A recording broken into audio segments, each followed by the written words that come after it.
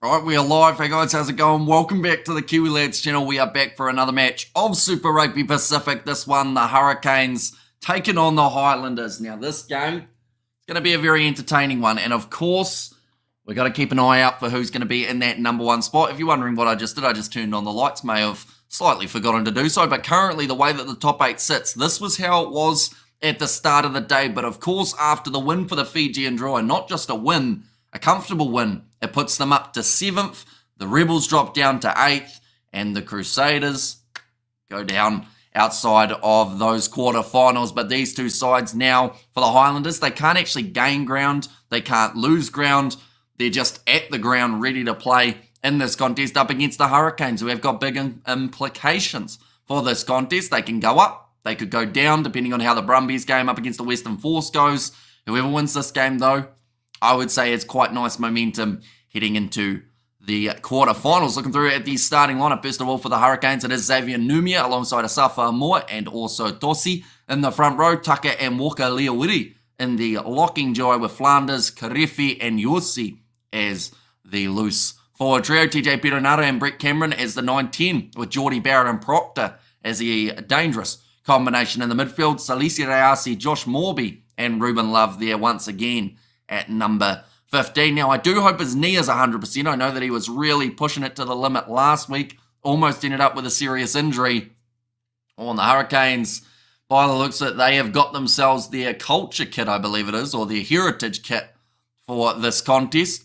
Ethan de Groot, Henry Bell, and Jermaine Ainsley will be the front row. Will Tucker and Fabian Holland in the locking duo with Hicks, Harmon, and Broughton as their loose forward trio. Scott gets a start at 9 rather than Falau Fakatavu, will be making his way off the bench. Faliafunga as 10 with Sam Gilbert and Matt Wanga in the midfield, and Nariki, Garden Bishop, and Hurley all back for the Highlanders. But this game is going to be a good one. I can tell you that right now. Both of these sides have got huge amounts of potential in this contest, and I believe that it is going to come down to whether or not the Highlanders can back up their performance that they had last week. Now, it was a fantastic game that they did have for themselves, I will mention, but this is going to be a little bit different. This is one of those contests that if they don't get it right early, the Canes may slowly run away with this contest. We will go like this very quickly. In terms of the odds of this contest, ladies and gentlemen, for who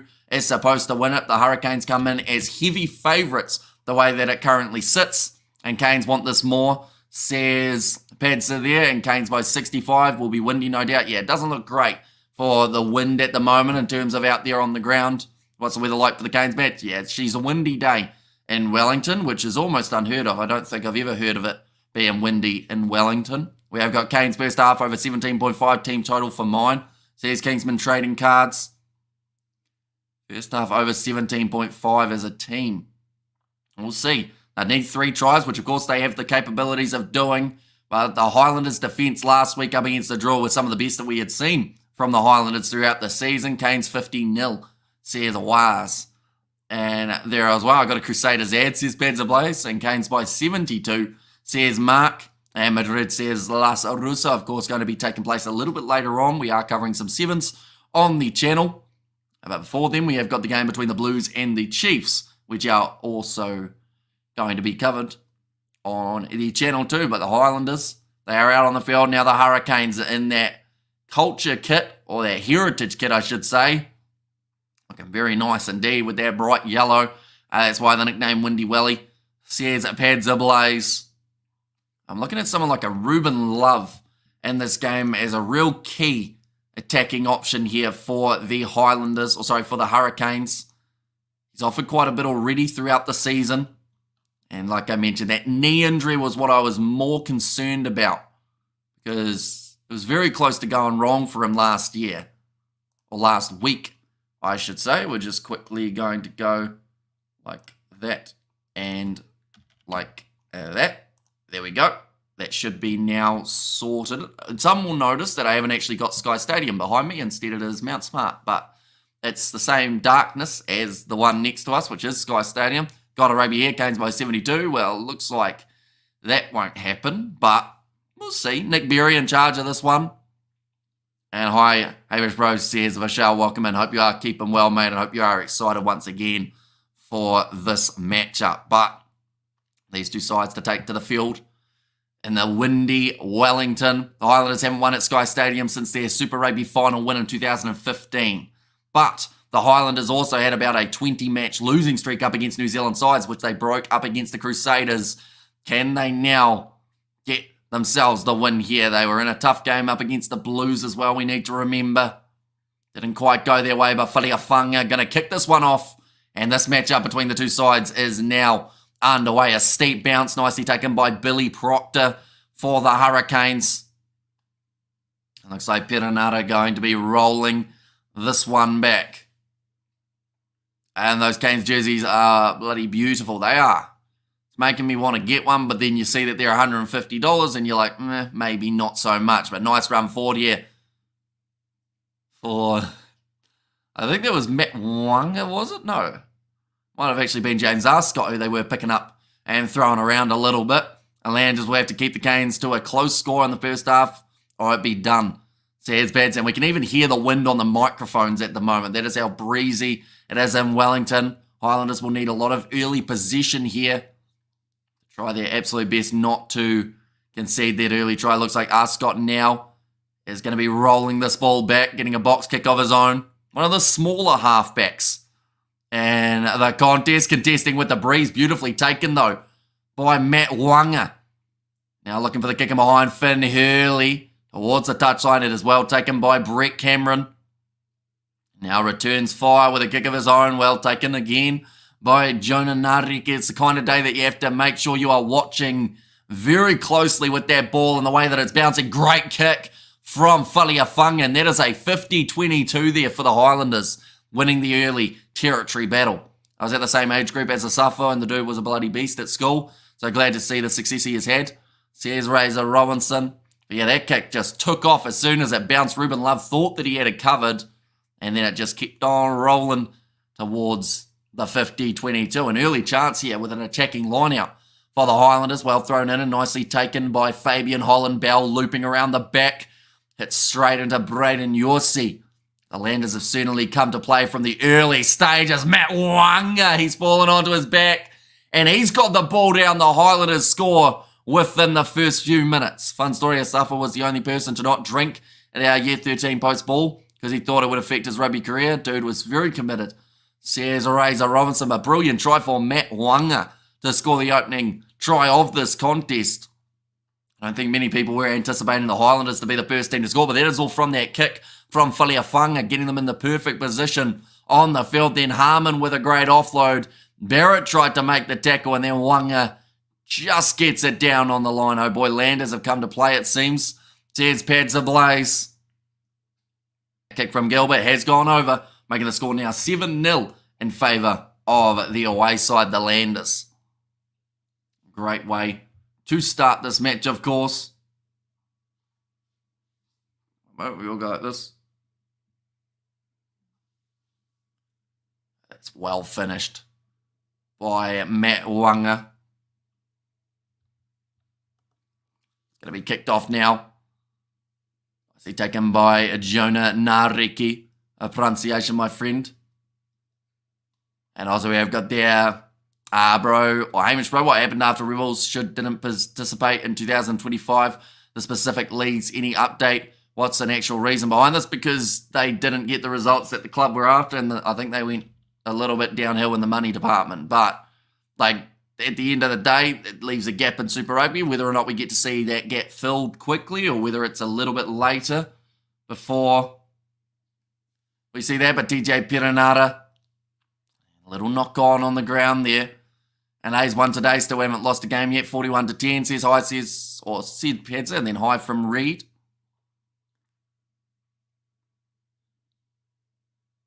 Now 4 minutes in, we're already getting to see the scrums. Now the Hurricane scrum has been very strong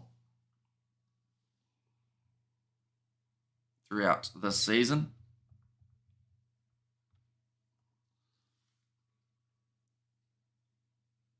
James Arscott will feed this one in. A KG advantage of 16 for the Hurricanes. Fresh melon on TJ tonight. He is ready. There's Razor Robinson. And we haven't looked like losing a game yet.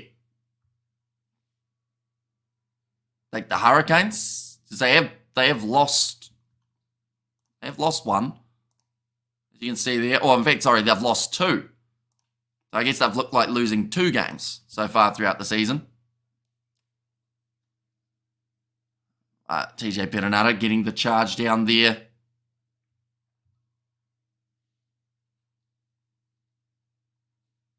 Henry Bell.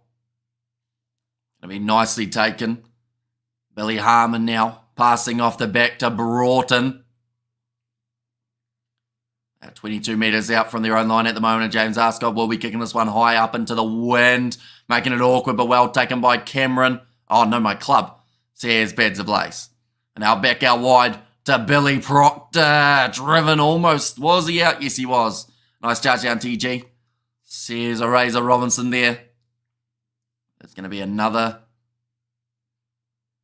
line-out throw for the Highlanders, who have much more position throughout the early stages.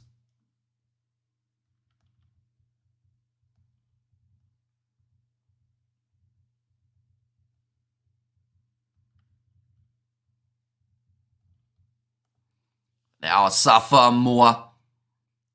And the legs driving. He is back from his injury. Does Xavier Numia make the AB squad? Who misses out if yes?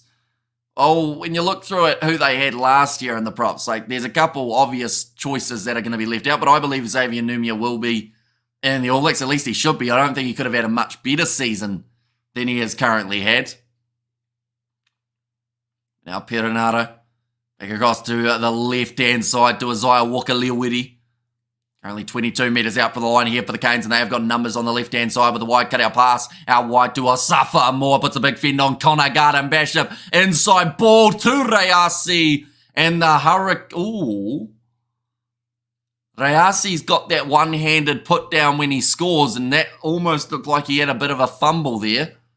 I assume that was just the fact that once he put it down, though, the ball bounced out.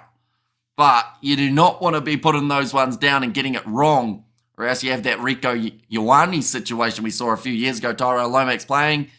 He is not no. So, yeah, a big hit for the Hurricanes, not having him yet. That's Alisi Reasi. Yeah, so he does slam it and then it pops out. We haven't won since 2013. The last final we were in was 2017. I don't do a Rico, bruh. And also, how is TJ playing? Well, he's only been playing for 7 minutes so far. He's made a few passes. He got a charge down, so probably not terribly. But, yeah, once again, we're only 7.5 minutes in. So, still time to see him work into this game. Now, Brett Cameron will be lining up this kick. And, the breeze took that one away to the left-hand side, so that is going to remain at 7 points to 5. I also went to boarding school with Reasi, and the dude is an absolute joker, hilarious guy, but didn't start playing rugby until he was 17. Says Razor Robinson, a great run from Asafa Moore, got the assist away to Reasi. 28 tries in 50 games. A pretty good conversion rate. Now nicely taken by Billy Proctor. It'll be 25 metres out from their own try line at the moment for the Hurricanes. Back into the pocket to Geordie Barrett. It's a torpedo kick downfield. Whoa, almost dropped there by Finn Hurley. He's managed to regather it before hitting the ground. That looked a little bit high from Isaiah Walker-Leawiti. Now, Scott going across to Jermaine Ainsley. The Highlanders are not out of this contest by any means of the word. They are ahead by 2 at the moment, and Hurley just as the fumble, the ball and the tackle, they'll go back for the original penalty for the high shot. Although Salisi's dad is Phil, we played for Fiji, so there's something in the bloodline. Says a Razor, and go the Highlanders, says Kylie, and also go Hurricanes, says below. And there as well. Faliafunga, going to be kicking this one towards the touchline. Now, we've already seen that the breeze is going from, you should say, left to right in terms of how we are looking at it, the near side of the field to the far side. Great win by the Drua today. I'm going to have to bring that with them next week, says Pads Ablaze. And I think the problem that they've got at the moment, sadly, is that away from home just hasn't been the same as when they are at home. And we've also got the situation of the Rebels. They have only played one game in New Zealand, I believe, and it was a defeat quite badly. So it's going to be interesting because those two sides theoretically, like, that is why the Hurricanes want to win so badly here, because if they win, they should have a easier game in their quarterfinals, whereas the Highlanders more than likely will be heading maybe to GIO Stadium as a possibility, or maybe even could be going up against another New Zealand side. The Hurricanes are bad, says Kylie. Good looking, though, says Fluffy. I don't know how you can call a side that's currently like sitting second on the table bad. Like, yeah, I don't know. They could even end up playing each other next week. I've had the realization just now for the Hurricanes and the Highlanders. Go the Highlanders, says Kylie. Hurricanes are the best club team in the world. Right now, says Razor. That's a big prediction or a big statement, isn't it? Been told to use it now. Oh, Xavier Numia head on head between him and James Arscott. Now, the fact that that was head on head, and because it was soft, I assume that they don't look at it. But, you know, the law is if head on head happens, normally you get yourself in trouble. Maybe a little bit of common sense there from the referees. Now, Hurley wrestled down. Great tackle made on him by Braden Yossi. And I was there, boy, some people are dreaming. Says Spider-Mick, awkward swirling ball. It's gone out on the full, unfortunately, with that breeze to contest with. Didn't start it straight enough. That was from Faliafanga, who's already had that 50-22 earlier on in the match. No prediction, it's fact with the A team. Hurricanes would beat anyone, says Razor Robinson. I don't know about that. It depends on where they're playing as well, we've got to remember. Like, yes, it's all well and good with them doing well when, like, they're in New Zealand or in Australia, but, you know, you chuck them in the Northern Hemisphere, different time zone, and that would change things. On a neutral ground, they'll probably have a very good chance against most sides, seeing as they have got quite a few nice away wins throughout the season. Nice drop-off ball there from Salisi Reasi to Duplessis Karifi. Now Perenara goes away to Devon Flanders. Needs his next pass, but he wanted to take the contact himself. They're 10 metres out for the line at the moment. Perenara goes off to Salisi Reasi. Tackle made on him by Billy Harmon. Now Perenara goes across to Tossi. The Canes on hot attack again with a great chance of being able to bust through and get themselves another try past our wide to a Safa-Moore. Taken down 2 metres out from the try line now. Looks like Proctor is going to pass it across short to Xavier Numia. They haven't got him down as of yet. Now they do 1 metre out. Round the side. It's going to be the big man at 4. James Tucker doesn't get it down. Karefi's over. And they've scored again, the Hurricanes. And Duplessis Karefi is the man who's got it. Go, boy. Pity the fool. How do I know I don't? I just bloody love the team. Says Razor Robinson. Currently, today he's got 1. For the season, he's only had 2. Duplessis Karefi. Amor is such a beast, says freshman. Yeah, it's great to see him back, and hopefully gets out of this game as well as all of the playoff games injury-free. I really need this win for the Canes. A bonus point. I would be bloody awesome, says Greg Barrett there. And yeah, of course, the finished 3 sides can actually still be first on the overall standings. Yes, boy, our house. There's Razor Robinson. But yeah, the Brumbies, the Hurricanes, and the Blues can all finish first on the Super Rugby table as it currently sits. Is this in Wellies? It is indeed. And the breeze is certainly strong for this matchup. Now that kick has gone over from Brett Cameron, so that'll make the score after 14 minutes, 12 points to 7 in favour of the home side. But Duplessis Karefi will be happy enough with scoring that one, that is for sure. Like they've just said, Duplessis Karefi not always starting matches for the Hurricanes. 14 minutes in. We've already had 3 tries. Garden Bishop felt that tackle on Moore for sure. He's clutching the arm, although he did have an injured arm last week as well, so that might be just the remaining effects of that as well. And Brumbies need to win on both Canes and the Blues to lose to get first right. Pretty much, yeah. So the Canes would have to lose, Blues would have to lose, and then the Brumbies need to win over the Force. That's close to the touchline, but it does bounce in the field of play. Now the Highlanders have got themselves the line out.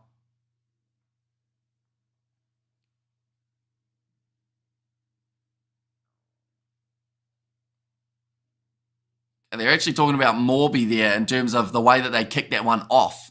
Going with a short little kick, try and get it to go the 10 metres, nicely controlled by Ruben Love on the halfway line now, tries to step in. Harmon is there to stop him. I went to a leadership camp with Will Tucker, also did his massive.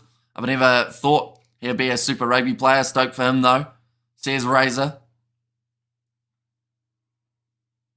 Now I don't want to say the obvious outlier here, Razor, but they are all playing rugby and whatnot, and you are impersonating Scott Robinson on YouTube. So I wonder what happened, you know? If the game stopped the table, they'll be tough to beat at the Cake Tin, says Mega World Asia. In my opinion, best club could be between the Blues and Toulouse, but with maybe Toulouse edging it with the way they challenge hard at the breakdown. There was this one time at leadership camp, says Fluffy. I have a lingering thoughts on inconsistency with the Blues. Maybe they've changed. I think Toulouse would beat them, says Razor Robinson. Now currently 16 minutes into this contest, and we are seeing a few handling errors from both sides, mainly the Hurricanes at this point. I think that's the real Razor, sir, says Sebastian there. Yeah, although the real Razor wouldn't have gone to school with Salisi Rayasi, I don't believe, or Asafa Moore. Those guys a little bit younger than Scott. What are you trying to say? I feel like I'm the most successful of all of them because I'm happy, says Razor Robinson. Well, you're the All Blacks coach, aren't you? Now Ethan de Groot. Looks like he might have had some sort of injury. So far we've seen 9 tackles made by the Highlanders and 8 tackles missed, which is pretty eventful throughout the early stages. Definitely because their defence up against the Fijian draw was so strong. JK had never had the talent or the size that these fellas had, says Razor. And like at the end of the day, I know that they say that this is of course talking rugby players. I know that they say that the size of the player doesn't really matter too much, but at the end of the day, if you're 6 foot and above, 6'2", 110 kgs, you're always going to have a bit of a chance. Like yes, there's the exceptions to the rules.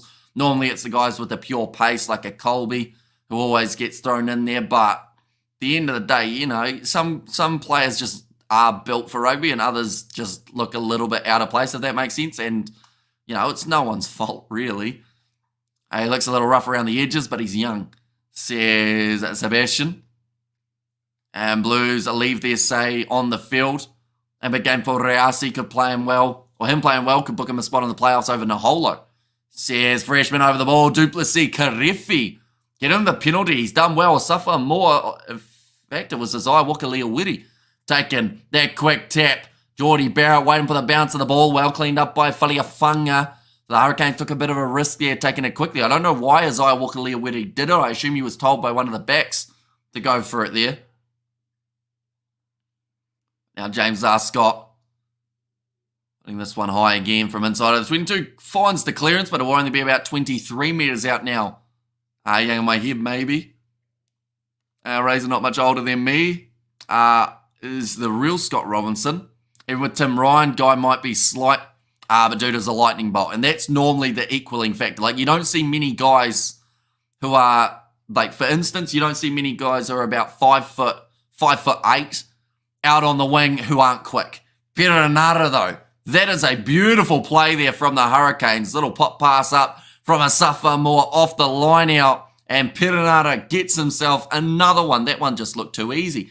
To be honest with you, it looked like a basic set play drill from the changing sheds. Well, not the changing sheds, from the training ground. And you need a certain level of talent to keep up with the big guns. There's Razor. Yeah, nice little pop there. Asafa Moore with his second assist of the game already. Best combination for the AB's midfield going to be Geordie Barrett and Billy Proctor. Says Mega World. And kick the goal, please. Says Kingsman trading cards. Oh, and then that will give you your points for the half, won't it? Crikey, that's beautiful, says Razor. And it just looked effortless from them as well. Still doing extremely well at the moment. Asafa Moore since returning. That's 2000s rugby. Your thoughts, Amish, on the Rebels last season in the series? I mean, it's unfortunate for them that their best season is going to be their last, but I mean, they always say you should try and end on a high note, I guess, so that's what the Rebels have decided to do. And this one's missed as well for Cameron, just going away. Their record just keeps climbing. Says Beds Ablaze, TJ extends his try-scoring lead, and good looks don't help on the wing. Says Fluffy. I guess they wouldn't know. Now 19 minutes in, TJ Perenara now a 3-try gap ahead of Julian Savi as he keeps on running away with it from his very good season that he's having so far. TJ Perenara kicked off nicely, taken by Billy Proctor. Tackled hard by Ethan de Groot. Canes will crush them, says Greg Barrett. Of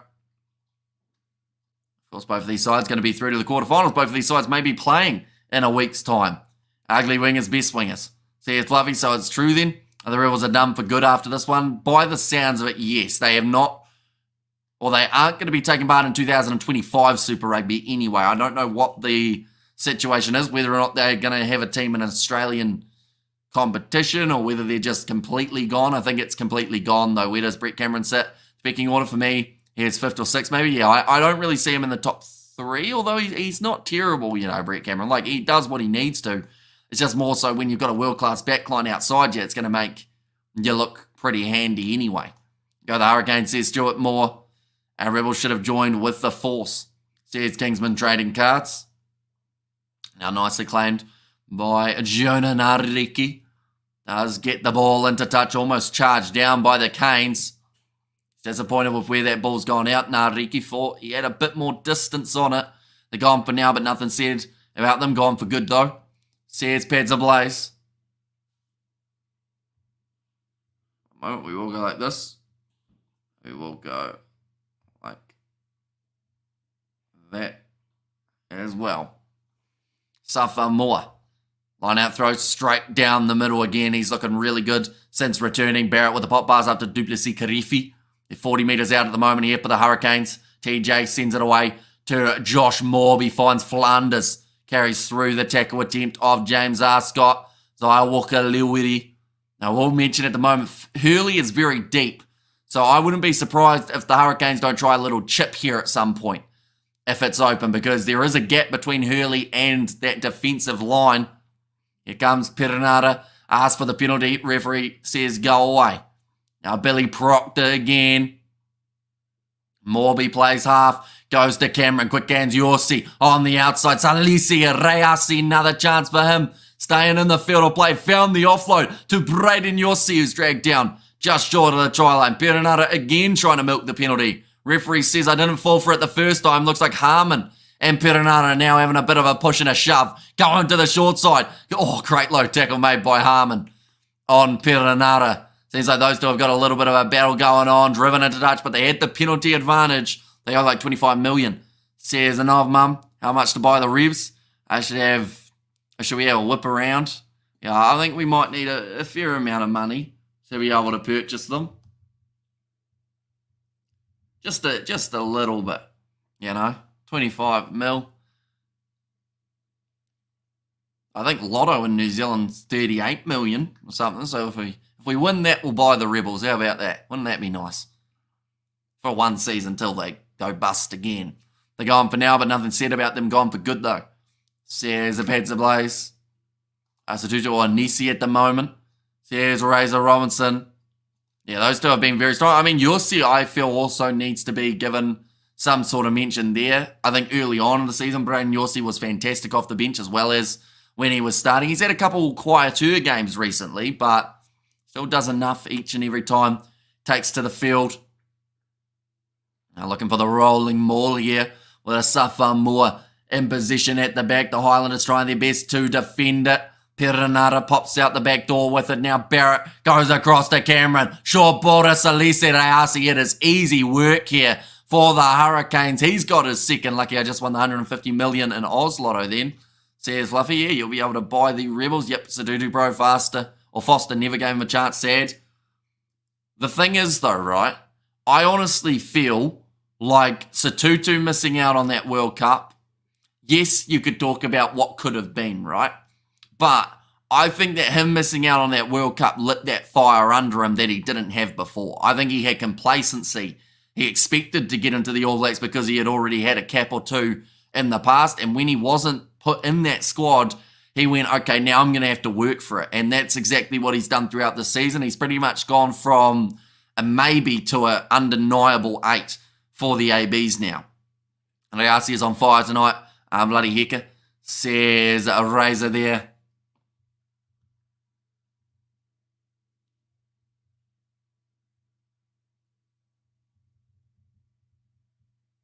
So at least that Ayasi already getting the 2 tries.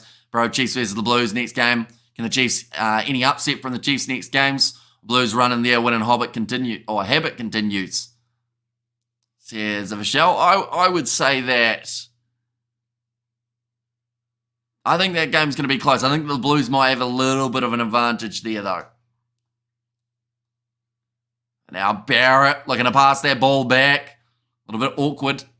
At the back, I think Satutu was a bit soft in the other seasons. The season he has gotten his stuff together and causing mayhem. Exactly right. Like, he went from complacent to now having to work for it. That looked like it was close.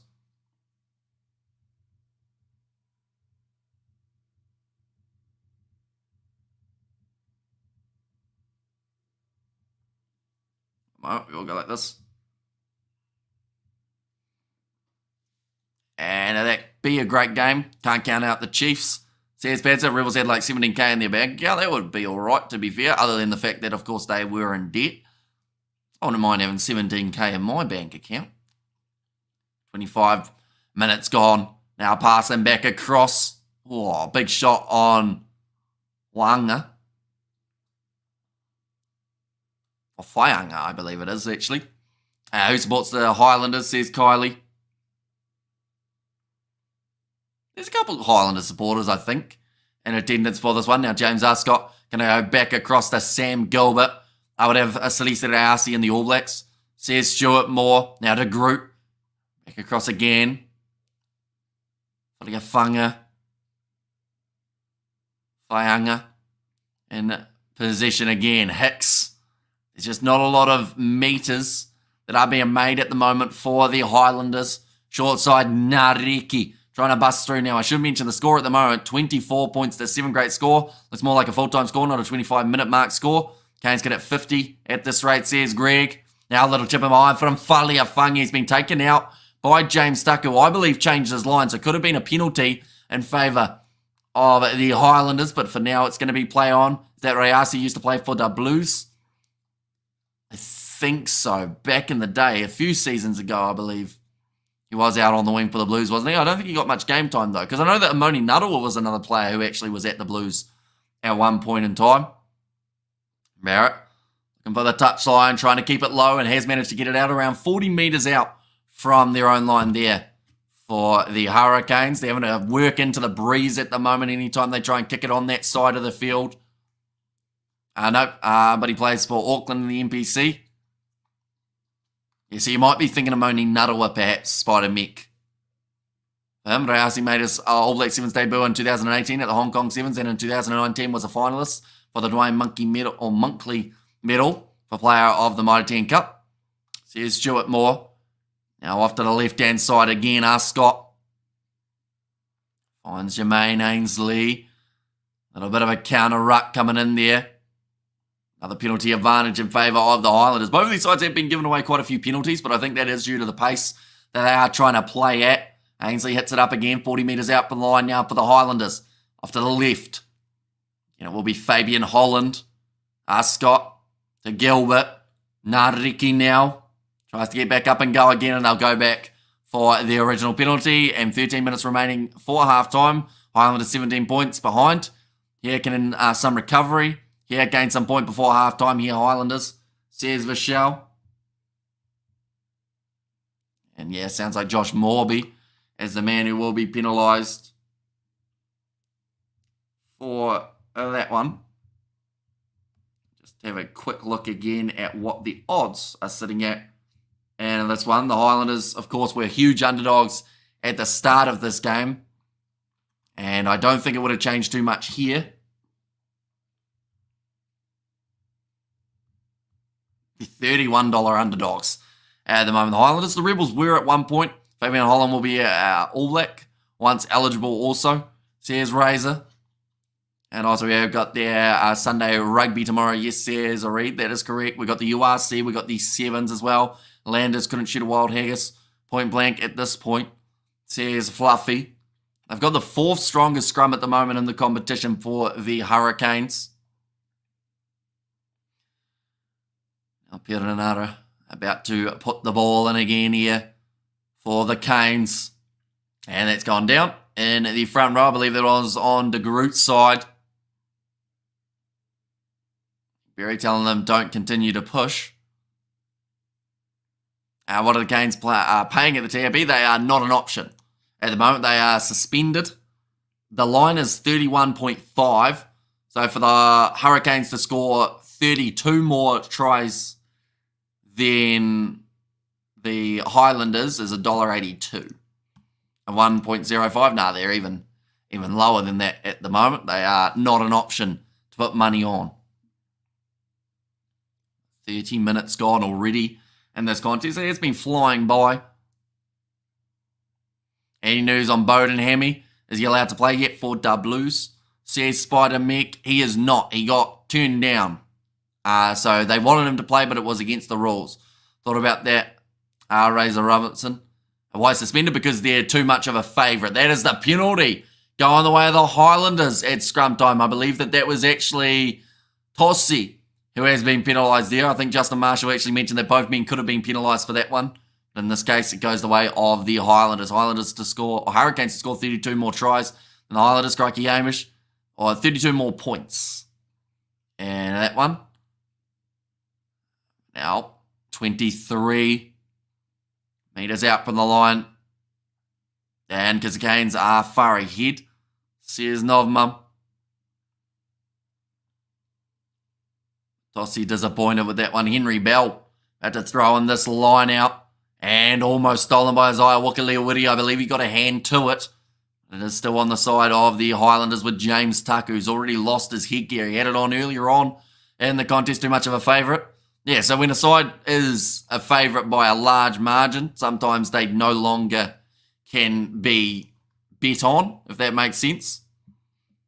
It's just so that the TAB don't have... Well, that's the thing, though. If they're paying like $1.01, surely the TAB make more money every once in a while when that favourite all of a sudden loses. Nareki gets the offload away. They're only 2 metres out at the moment here for the Highlanders, and they will go back for the original penalty. Scrum penalty incoming. There's Razor, so that is a not rolling penalty going in favour of the Landers. Now they have a decision to make. And that is whether or not they do want to go for a 3 here or a 7. I think they have to go for the 7. Could be a scrum. Could be their best option here. Definitely seeing as they did recently win that penalty. I think Tossi's actually been penalised again there. Not rolling away. So that is 2 quick fire penalties against that man.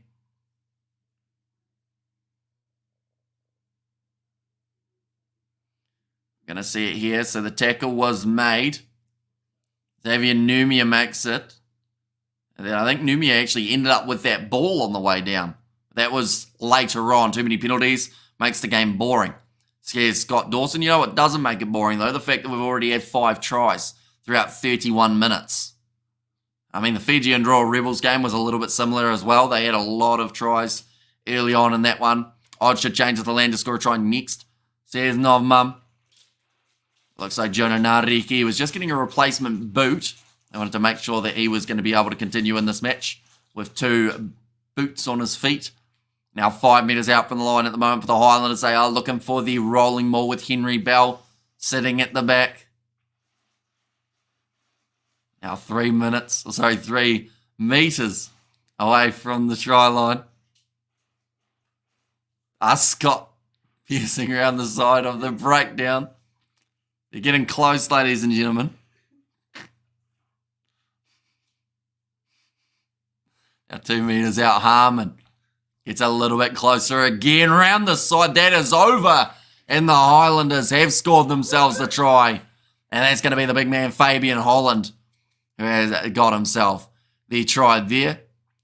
We have got there, should change the rule about not rolling away. How? If a player's stuck, says Spider Mech and come on big toss here, and also Ruckham Spring Tattoo. Or Sprig Tattoo, says Fluffy there. What's so funny? Says Pads of Blaze, not too much. You know. Fabian Holland does score the try, and he was screaming his head off when he got over that try line, Fabian Holland. Like they've just said, back-to-back penalties as well up against the Hurricanes have not helped with how they are sitting. When Sean Johnson going to be on go the go or be going to the Chiefs? Not sure. Oh, a little bit of rain falling at the game that they have just mentioned as well, ladies and gentlemen. That is not ideal. Now Gilbert, line up this kick. Hurley holding the ball in place. Now I believe this will go from left to right as we are looking at it. And he's got it over Sam Gilbert. In fact, the wind didn't really contest too much with that ball. Seemed like it was not really much of a factor. Now 24 points to 14 at the moment between these two sides. And we are still in the first half, ladies and gentlemen. Kicked off long by the Hurricanes, and Brett Cameron go the Canes, says Escaroy there. Attack and run forward again for Broughton. Now, I should mention the next game that we are covering, ladies and gentlemen. It is starting at 7:05 p.m. New Zealand time, and that is going to be the contest between the Chiefs and the Blues. We are covering that one, and then also after that, we have got some sevens. We've got the URC later on tonight, where there will be two back-to-back games involving South African sides. Geordie Barrett trying to put the spin in there, but he's been maybe lost the ball. The referee's going to say play on here. Let's get to the ARC. Another chance. Ripped down by James Arscott, bringing it. Kane says Greg. All Blacks team are new 2024. Yes. Of course, they are going to be announcing it around the semi-finals. Little kick of mine from Barrett. No one's there. Got way too much on it. And the ball will be forced by Hurley, I should say. And it is now going to be their goal line dropout. Oh, yeah, so they've said that it was actually stripped by James Arscott, which was why it was play on in that case. I need more Highlanders. I'm going for the Highlanders, says Steen in there as well. Kicked off high by Faliafanga Reasi after Braden Hughes. He was just flattened. I believe that was, I think it was Will Tucker. In fact, no, that's not Will Tucker, I don't think. Or is it? That doesn't look like Will Tucker to me. Isn't Will Tucker like older? Used to play for the Blues? That to me does not look like Will Tucker, unless, of course, he's changed his face. Who am I? Oh, no, I'm thinking of James Tucker. My apologies. Wrong Tucker. That's close. Karefi has scored again. He's got 2 in this contest so far. This is a cracker of a game. And I was going to say, mate, not about this game, but what do you think of the Rebels losing their license? It's a shame for the Rebels, of course, seeing as they are going to have their best ever finish this year. But at the same time, I guess, like, it was bound to happen at some stage. Just to confirm what happened today, are the Crusaders not in the top 8 now? Says Donna DB. That is correct, yes. They are knocked out of Super Rugby. So for all those ones who are waiting to be able to say the Crusaders aren't going to win Super Rugby this year, the ones who wanted to make sure that they weren't in the top 8 before they said so, now is the chance, because they are not going to be in the quarterfinals. The Rebels are. We are also going to see the Highlanders, the Fijian drawer. They have actually got themselves 7th on the overall standings now. Rosie is open now. Canes can get the bonus point win and crush them, Kane, says Greg. Crusaders are knocked out, says Mr. Brave, and go the Highlanders, says Kylie. Hang on, they're looking at the TMO. What are we looking at, Nick?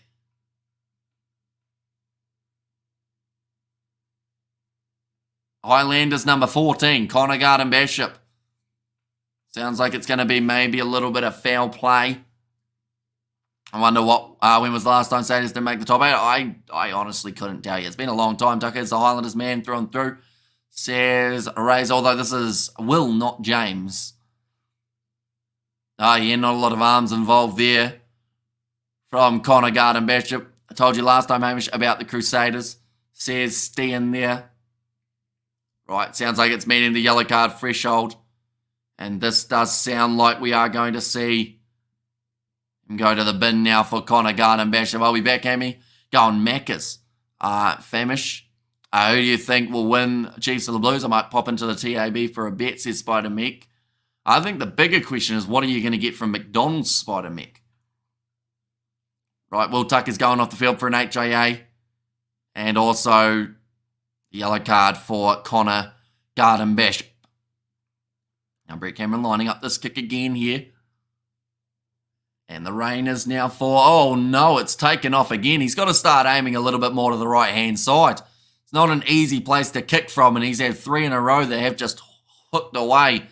37 minutes in, 2 tries for Duplessis Karifi.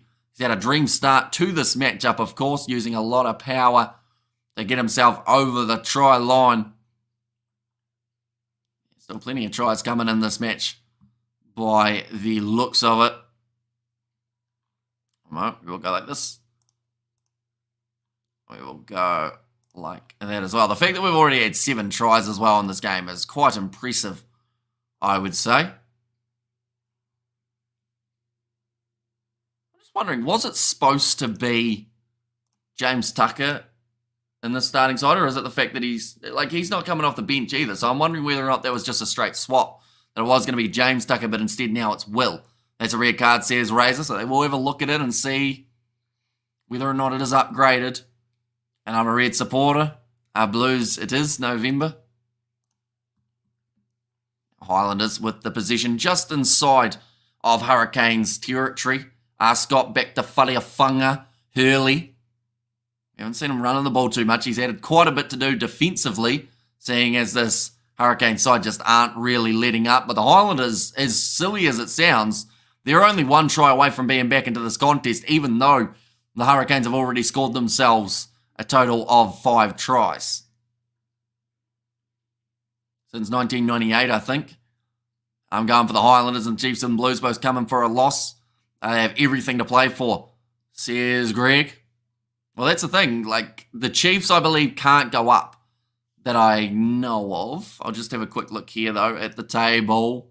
Yeah, the Chiefs can't actually gain ground, but for the Blues, they can get first place at the end of the regular season. And if they get first, they'll face the Rebels. If they get second, they'll face the Fijian Draw. I think either way, the Blues will be very happy with that, but they have to make sure that they do win their game. They can't get overconfident at this stage.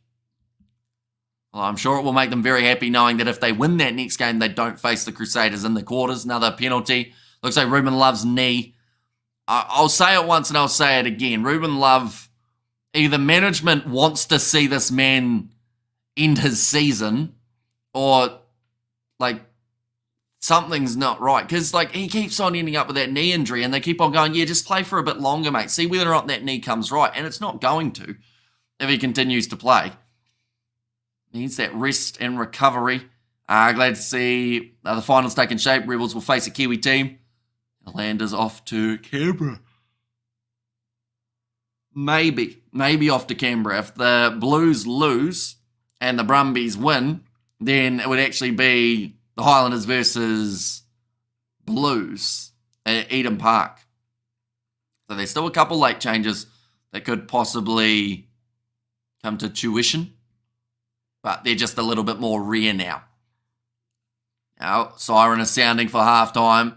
But first of all, it's going to be nicely taken by James Tucker. Offloaded back to Osafa Amua. Just flattens his opposite number there, Henry Bell. Perenara, flat ball to Xavier Numia. They're going to get close to over the try line here. I think it's dragged down just short. No, in fact, it was held up. And that is going to be halftime. That's why the Canes need the bonus, says Greg Barrett there. But it's been entertaining. First half, a lot of action happening throughout it. And in the end, the Hurricanes, they have still got themselves to lead 15 points to 14.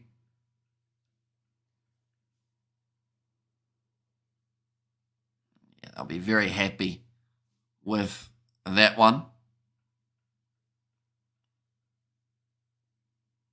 Half time. Hurricanes, I mean, we're seeing Duplessis Karifi really step up in this game, as well as Asafa Moore, looking like a bulldozer as normal. Salisi Rayasi This is our year, says Greg. Tell you what, we've heard that said many times from sides, whether that is the Blues, whether that's the Chiefs, whether it's the Landers, the Canes, and now the best opportunity is this year because now the Crusaders are no longer in the competition. Just to mention, if anyone didn't know, Crusaders no longer in the Super Rugby 2024 competition. Any updates on that yellow card? Still sitting at a yellow for now, but they haven't actually given that next update. Can you please show us the video?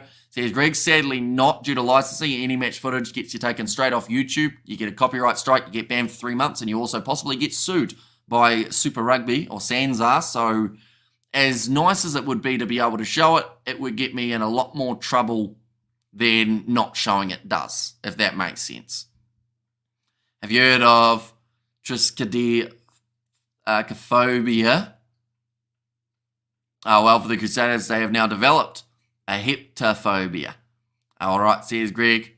Is that the first time Crusaders missed out on the playoffs? Since 1998, by the sounds of it. So before I was born was the last time that they ended up missing out. It's the fourth unluckiest team this weekend out of Saders and Moana. They already know they have no chance. I guess so, but at the end of the day, that is just the way that it was setting up. It was either going to be a dream finish for the Force if they were able to get themselves a massive win over the Brumbies. That's the thing. Like, I don't see the Force actually winning that game up against the Brumbies. But if they did, and they won it with a bonus point, then it's kind of the what could have been. I guarantee you're thinking to yourself, what the hell even is this? I'll be honest, I read it out and then I completely forgot about it again. Like, being completely honest, as soon as you said it, I went, oh yeah, that's a big word, and that was it. It didn't really hit the other side of the brain. And pay Hammy enough money so he can, says Pads of Blaze. Yeah, I think licensing probably the tricky part as well is even if we had a whole heap of money, we'd have to move to a different country so that we could show the games. Because, like, Sky would have exclusive rights here in New Zealand. Stan would have exclusive rights in Australia. So we'd have to go to, like, Thailand or somewhere, like we said earlier on. First man flight by the Terry Wright, says Fluffy in there as well. We will get some stats to do with the first half, ladies and gentlemen, in this contest. It went by very quickly. Who do you think has more potential, Highlanders or the Hurricanes? I think the Hurricanes this season have looked really well-rounded and have looked very strong indeed, but like the Highlanders at times, you know, every once in a while they get it right and they can look very dangerous. I thought their game up against the Fijian draw last week, they did look very strong. Heptophobia, fear of number 7, and fear of number 13, says Connor. And there as well, it seems like a long way of saying I don't like the number 13, doesn't it?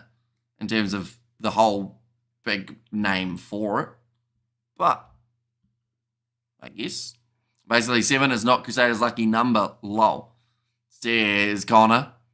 And also, would you do a rugby channel from Thailand? They have good Wi-Fi and food, says Annoy. I mean, if we ever had enough money to buy the license for the competitions, maybe. But it would cost a lot. We're talking like millions, which we do not have. We hardly have hundreds at the moment. But looking at this game, ladies and gentlemen, we will see hundreds of tries scored throughout the Super Rugby Pacific competition. But this one here, we have already seen a total of 7 tries.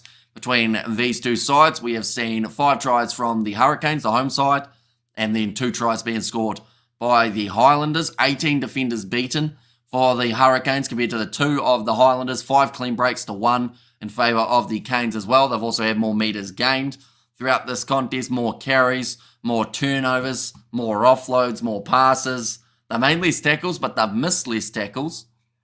And at the moment, in terms of the penalty count, it is currently sitting 4 penalties against the Hurricanes. Next vid, can you recreate this game? Says Greg, is in like on Rugby Challenge, I assume. 3 penalties conceded by the Highlanders there as well. 2001 was the last time Crusaders didn't make the playoffs. And Ty says Annoy.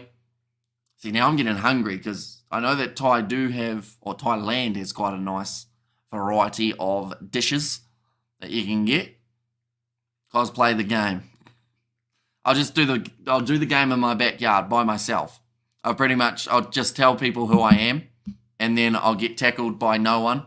go to the ground, and then we'll recreate the 80 minutes. I don't even think I don't even think I'd do that as a joke, you know? Like, I think I'd die of second-hand embarrassment, or first-hand embarrassment as well while doing it. Yes, says Greg, although we have actually played these games before on Rugby Challenge. We have had the Highlanders versus the Hurricanes. We actually did a whole season of Super Rugby Aotearoa on Rugby Challenge. We will love it. I don't think you will. I think that the concept of it sounds like it would be fun till it's not. You know, cosplay and I'll play John Hopewadi and we'll recreate the infamous. And 14 times Crusaders finished first on the table. Says Beds Ablaze. And who with Marco? Says Anoi.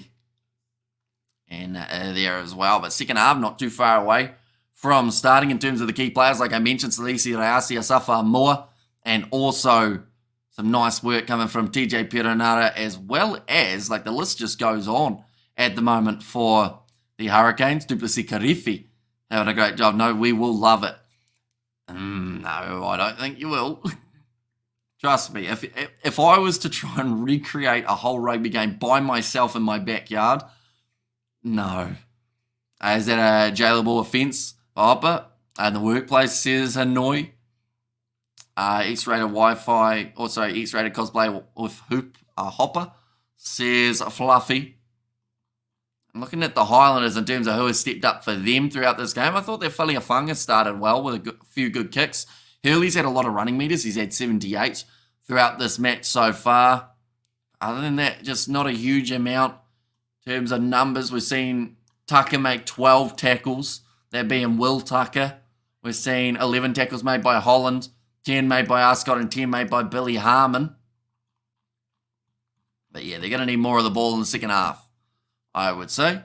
The Highlanders getting a home quarterfinal next weekend. They are not, no, they will be away from home. Now, it's just more of the question of who will they be playing away from home. Who's your player of the match so far? To be honest, it's actually quite a difficult one because Duplessis Karifi scored two tries. Salisi Reasi has scored 2 tries. Asafa Moore's got 2 or 3 try assists. So one of those 3, I think, is definitely up there in terms of who will get the player of the game. Is it halftime? It is indeed, yes. I think Joey Wheeler is quite tall, though, to answer that question. Like, he's an ex-lock, so he's got a bit of size about him, probably about 6'3", 6'4", maybe. But yeah, I don't think she'll be very tall either, maybe. Probably a happy medium, you know. Second half, just around the corner, ladies and gents, for this matchup. House of the Dragon Season 2. I haven't watched House of the Dragon Season 1 or pretty much anything on Neon, but they're showing it there as a fun plan that you can get for yourselves if you really want to. The second half, looking through at the benches for these two sides, ladies and gentlemen. We've got James O'Reilly, Pori Dakri Stones, and Tavita Mafaleo off the bench for the Hurricanes, Sangster and Peter Lakai. It's the 2 options off the bench for the Canes in terms of the rest of that forward pack. Then Phil Ewan, also Higgins and Balin Sullivan there at number 23. For the Highlanders, they've got Taylor, Leonard Brown, Seula Malu, also Tom Sanders and Michaels there at 20. Falau Fakatawa, Jake Tahiwi, and also Borgado there as the 23. Do you also follow football, soccer? Not as much as I did. And that's only just because of the time that I get outside of watching rugby and streaming rugby is very limited because we're often editing. It's all right to have it on in the background, but if I'm editing something, I find it very hard to concentrate on 2 things. He's 6'6", says a razor, and Chinese use dragon in the zodiac sign. Does that mean they existed? Says Hanoi. Who's in it for the dragon show? I'm not actually sure, to be honest. I think it's like a Game of Thrones spin-off. But I also haven't seen Game of Thrones, so I don't actually know much about that show, to be honest. In fact, I probably couldn't tell you one thing that happens in Game of Thrones. Other than I think there's a dragon at one point. Maybe. And it's old, it's from back in the older days where there were castles and whatnot. It's about as far as my Game of Thrones knowledge goes, which is probably pretty poor. I feel like by now I probably should have a bit of an idea about it, but I just never had the chance to watch it. I feel like it's one of those ones that, because there's so many seasons, you have to be committed. And I feel like I can't commit to it at this stage because there's too many seasons, you know? I don't know why I'm talking about Game of Thrones and a halftime break. It's because of that one. It's X-rated Game of Thrones. Says Hanoi and Dragons Everywhere in 1998. Says Fluffy, have you been to a Super Rugby final? I have not. I have not been to a Super Rugby game in general, as we do cover most of them on the channel. So that doesn't give us much of a chance to go to them instead. I think, like I mentioned, for the second half, the Highlanders need to do very well. Who's the chick? Is it Laura McGoldrick? She's a stunner in my eyes. It's not Laura McGoldrick. It was someone else who I can't remember the name of. Kirsty. No. Was it Kirsty? Might have been Kirsty Stanaway or someone like that. I think that's her name. But it also may not have been. I don't know them off by heart, unfortunately, the female. Or in fact, the whole commentary team I don't really know off by heart. The majority of the time. Just showing Robert Whittaker in the ad for Masashi. Of course, it's going to be a big fight tomorrow. Why don't you go to a game and live stream? Because that gets you in trouble, because they consider that as trying to...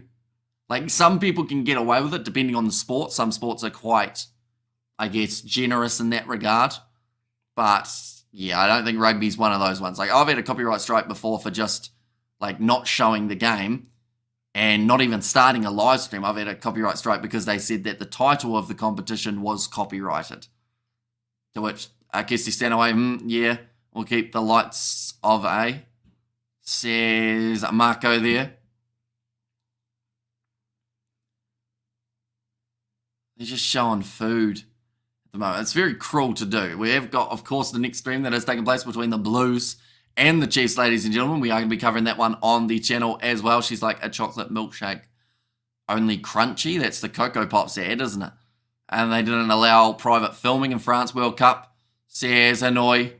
And yeah, it's one of those ones that depending on the sport, depending on the team, that kind of like it changes game to game. I know that for like reactions wise, you are allowed a little bit of content as long as you're showing yourself, but then also you have to deal with the music that's being played at the stadium is another problem that you have to deal with. Like, it's pretty hard work overall to try not to get a copyright strike or a claim throughout one. Oh, well, no way. Like, not even whip out my phone and record. I think they were allowed to do that, but not for anything of social media in terms of, like, longer form content. Like, you're allowed, like, a short Snapchat story or an Instagram story, but you're not allowed to, like, film more than that normally. Although Rugby Itch, Tim, as you guys will know him, he was able to do a little bit of filming there, but only very brief clips because or else then you get yourself in a little bit of trouble. Kicking has been relatively difficult for Brett Cameron, whereas Sam Gilbert actually sitting 100% off the kicking tee at the moment. The territory is just in favour of the Highlanders, whereas possession, 51% in favour of the Canes. They have missed 18 tackles, the Highlanders, which certainly has not helped them throughout this game. Hurricanes having almost 300 running metres, and of course with the rain now falling, that number may increase a little bit more.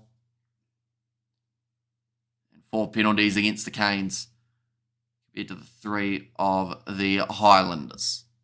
And again, Hamish just joined.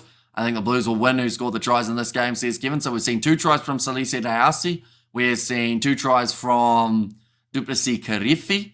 And we also saw the try for TJ Perenara. Then, in terms of the try scorers for the Highlanders, we saw the try scored by Fayanga early on, and then also Fabian Holland, the more recent try that was scored. Crimes shouldn't be illegal. Interesting. But do let me know your score predictions, ladies and gentlemen, for the second half. After the second half, that is, of course, but 2 sides back out on the field. Looks like they've made 4 changes. The first 4, De Groot, Bell, Ainsley, and Tucker have all been replaced with Leonard Brown, Taylor, Ma'u, and Sanders.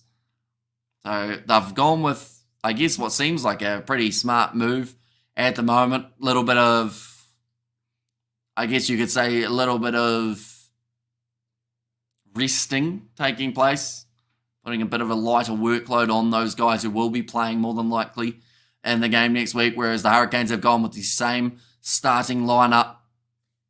And 53-19 to the Canes. YouTube Crimes, I mean, says Fluffy there. I should mention that the yellow card will remain as a yellow card for Connor Garden-Bishop, so he will be back out onto the field in the next few minutes. It's still windy at Sky Stadium by the looks of it. And that is not going to stop throughout the rest of this game.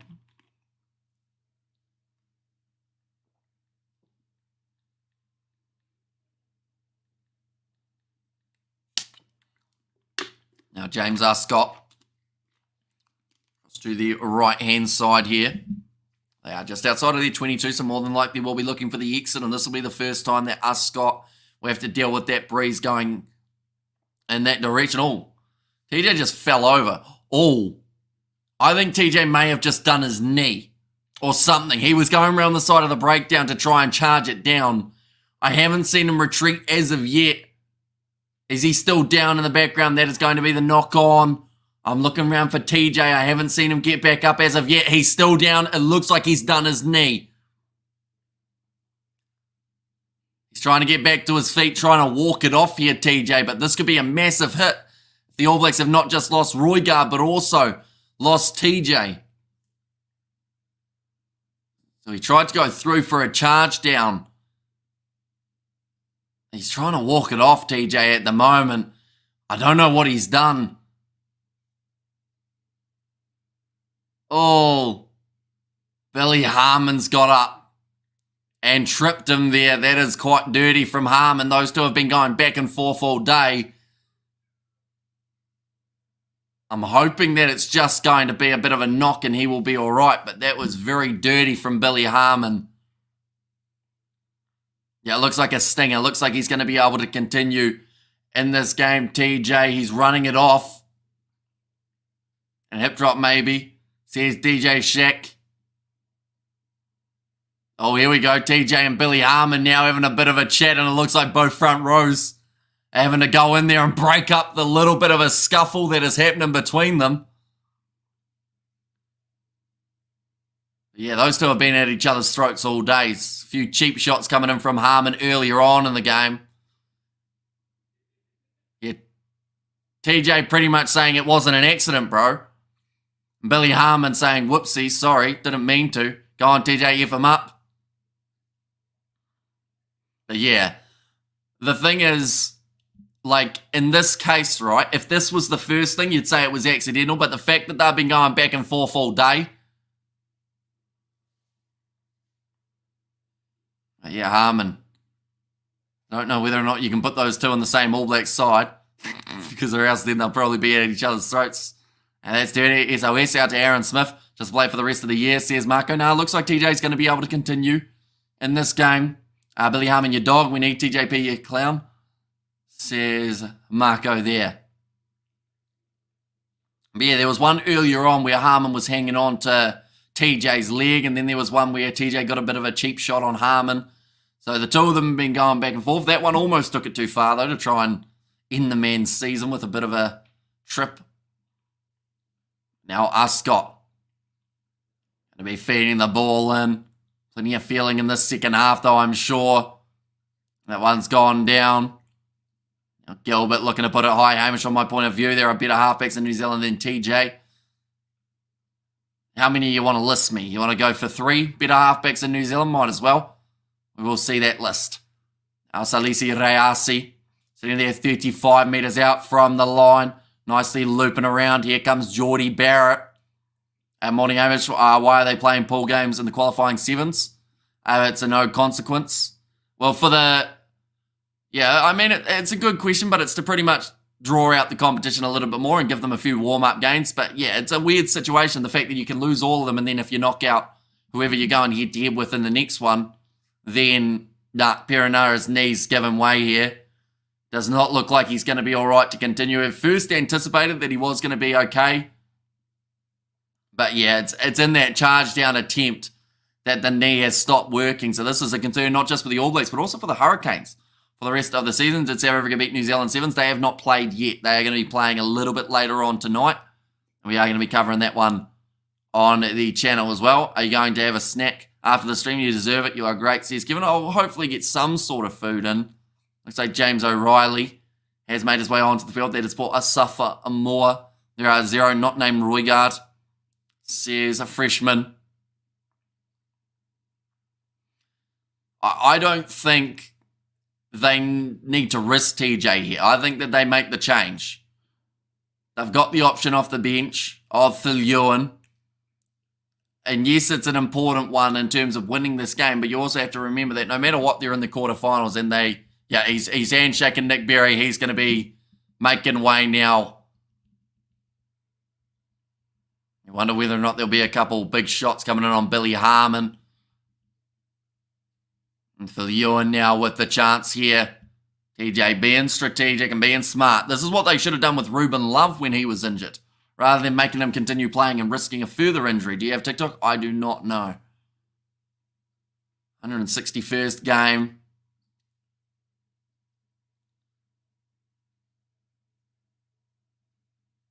See, there are a few of those front rowers looking on at TJ. They'll be thinking, right, where's Billy Harmon? Yeah, chance here for Phil Ewan. You should get it. I mean, I could, but it also just, it's very time consuming, isn't it, old TikTok? Even just watching it. And Billy Harmoron says Marco and Sahaman didn't even, not even a slap on the wrist. They had on Pedernara, says DJ Sheck. Well, they've said that it was slightly like it wasn't in a legal way because he was already down on the ground, if that makes sense. That's going to be dropped by Reasi out wide. This will now be the option for the line out or the scrum for the Highlanders. Like they just said, there are 2 men at the moment on the field that could score a hat-trick, one of which being Salisi Reasi here. Yeah, nice pass on the outside from Billy Proctor. And just put down in the end from Reasi to not be able to hang on to it. Currently 3 minutes remaining of Connor Garden-Bishop's yellow card. It's felt like an eternity that man has been off the field for, but that is just due to the fact that we've had quite a few stoppages throughout the start of the second half. Are you a spastic, says Isaac? Not that I know of, but you can never be too sure these days, can you? I'll do like a BuzzFeed quiz and find out, shall I? Now James Arscott feeding this ball in for the Highlanders. And go Hurricanes ad, let's go. Geez, you're getting all the rugby ads, aren't you? You had the Crusaders at the start of the game. Roygard, New Zealand let the best halfback go to France. What is that? New Zealand need a halfback like that. Two of the way they play fast rugby. But Roygard's injured.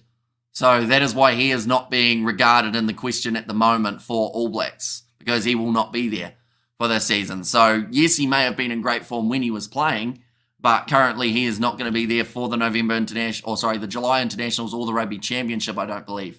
So they have to look at other options of players who aren't injured. TJ may be injured now, though, so he might fall into that one. How did Roygard get injured? He tried to sidestep. The referee was slightly in his way, and he kind of awkwardly twisted his leg, and he ended up being out for probably about 6 months or so. You're watching this on Sky, says Greg? I am, yes. Now that one's going to be thrown in. Well claimed. The throw of Jack Taylor. Now that one's going to be going down. Henry Bell doing well. Make it those couple of extra meters. Faliafunga now going to be putting this ball up high. Well taken by Ruben Love just on the 22. How much is it a month? It is 40 New Zealand dollars a month. And high there. How long is the second half? So still another 35 minutes remaining. And this one between the two sides. Proctor claiming that outside of the 22. Returns fire. Or returns fire, I should say. Why do you talk with that spastic accents? There's Isaac. Well, what accent do you talk with, Isaac? Let me know and I'll try and match it. I'll probably sound worse, though. I hear you, Hamish, about PJ. Don't belong there anymore, the way he play. I hear you, but PJ don't belong there anymore the way he plays. What do you mean? He scored 7 tries or something throughout the season. The way that he plays is getting try assists and scoring for the Hurricanes. Like Cortez Aratama, if you had said his name, I would have said, yep, 100% agree. He is one of the most informed halfbacks in the competition at the moment. Fakatava, you can maybe make the argument, but anyone else that you say ahead of TJ is just not correct in terms of stats. Now, lining up this throw again. Yeah, but not the PJ I know. Who's PJ, by the way? Are you talking TJ, but you change it to PJ? Maybe. Might as well change it to BJ at this point. Going off to the left-hand side here. Tupisi Karifi goes across there to Billy Proctor. Waida Salisi Reasi. Now Karifi. Braden Yussi tackled. As the second half scoreboard saying first half. Says Kevin, and that one's going to be kicked in behind. Not quite a 50-22, but a good territory gain. BJ and a beer. Says Fluffy. It has been touched, they have said, so it is actually going to be line-out throws. We see the Bluebird packet drifting across the field. In fact, there's a lot of rubbish now flying around. You sound like I are a Mick and Taffy sheep shagger, says Isaac. Okay, so it seems you can't answer a simple question when I asked you where you were from.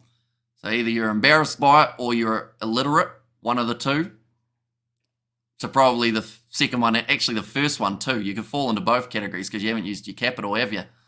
But now, going back across there to James O'Reilly. About 10 metres out from the line at the moment here for the Highlanders. For the Hurricanes, going back across to Geordie Barrett.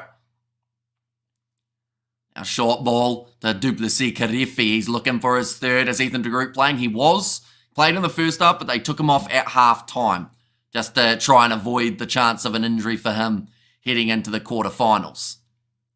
Now Phil Ewan going across again. Broughton and behind. Quick hands behind Morby. And it's going to now be the line out for the Highlanders. Isaac probably thinks he is funny. Well, as long as he does, like no one else does, but as long as he thinks he's funny, that's the main thing. You got to love yourself, don't you? That one's gone into touch. Like I mentioned, big long throw for the Highlanders. Nicely taken it back by Broughton again. Now Scott going back into the pocket. And Nariki off his left boot will put it into touch. Yeah, you learn him, Hamish. Isaac is on the spectrum. Says Fluffy. It's also spelled with 2 S's, isn't it, his name? It's quite interesting the amount of times that, depending on where you're from, depends on how you spell Isaac. Because I've seen ISS quite a bit, but also ISAA. England, that explains it. But now James O'Reilly going to be throwing that one into the front to Devon Flanders. Now, nice attack and run there from Phil Ewan. And that is now going to be the penalty going the way of the Hurricanes again. That L in your name suits you, says Badzer. And Isaac, says Fluffy. And well, that's sad, says Greg. That's a deep press for Duplessis Karifi. He wants the hat-trick. He's already scored himself the 2 tries throughout this one. But now Geordie Barrett looking for the touchline. Back just in time. I went to place a bet, Amy, on the Blues, only paying $1.35. Not worth place my bet. Good call, Spider Mick. Oh, it's getting windy outside at the moment. By the sounds of it, it's like the weather in Wellington. We can see chip packets and all sorts out there on the field. Another chance here for the Hurricanes. Where's me nuggies? Says Fluffy. That's going to be slapped onto the side of the Hurricanes briefly, but then it has been taken back by Saula Ma'u. Scott. Cross to Jack Taylor. Scott. He's being told to play it. Ball is out, so Isaiah Wakaliawiri trying to get that charge down on him. Nicely taken on the halfway line by Ruben Love with a nice spin to get out of the tackle. A little bit loose from Barrett. Sets up for Salisi Reasi. Breaks through 2 tackle attempts. Now goes out wide. You from Parky Land. By any chance, are you about 7, Isaac? Just out of curiosity, because I feel like if you're not, I would be pretty surprised. But, you know, you do you. I didn't really have to insult you in terms of where you were from, because, you know, you're from England, so that speaks for itself, doesn't it? Going off to the right-hand side, Geordie Barrett. Going in behind, he's been taken out. But Phil Ewan chasing after it, well cleaned up by Hurley. Just stays in the field of play. He's hit hard by O'Reilly. They'll only be 10 metres out from the line now. And another opportunity for the Hurricanes. They have dominated possession and territory throughout the second half, and it may only be a matter of time before we get to see another Hurricanes try. Concentrate, Canes. He's a 47-year-old fender, says Fluffy. Keep the discipline, says Greg in there as well. The first Super Rugby start for Finn Hurley, and it's certainly been a tough one for him.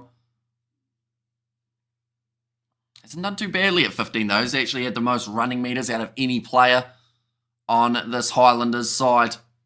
I know he's young, but Phil Ewan is better than Judd. Says freshman. He does have potential. Oh, he's just been lined up there by Billy Harmon, and 2 of the Hurricanes forwards come in to clean him out. Now Barrett, tackle low. All good, I'll just starve. Says Fluffy there.